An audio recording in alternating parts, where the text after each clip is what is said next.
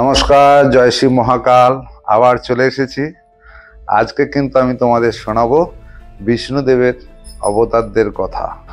যুগে যুগে তিনি ধর্মের স্থাপন, অধর্মের বিনাশ এবং সাধুদের রক্ষা করার কাজের জন্য বিভিন্ন সময় বিভিন্ন অবতারকে তিনি পাঠিয়েছিলেন।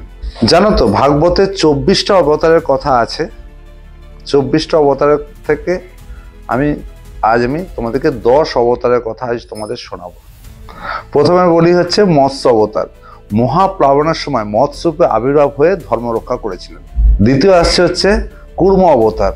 কুর্ম অবতার কি করেছিল? যখন সমুদ্র মন্থন হয়েছিল না, সেই সময় মন্দার পর্বতকে নিজের উপরে ভার রেখে উনি ভার বহন করেছিলেন। নৃসিংহ অবতার কি করেছিল? ভক্ত প্রহ্লাদকে রক্ষা করতে, হিরণ্যকশিপুকে বধ করতে তিনি এসেছিলেন। পঞ্চম হচ্ছে বামন অবতার। তিনি এসেছিলেন বালি রাজার অহংকারকে ধ্বংস করতে, মর্তে এসেছিলেন। ষষ্ঠ হচ্ছে পরশুরাম।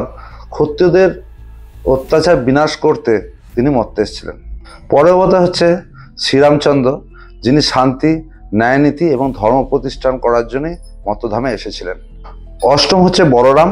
তিনি হচ্ছেন শেষ নাগ, অর্থ হচ্ছে বিষ্ণুর একটি রূপ। এরপর আসছে 9 নম্বর হচ্ছে বুদ্ধদেব।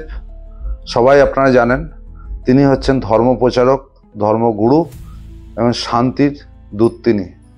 শেষ হলো হচ্ছে কল্কিদেব।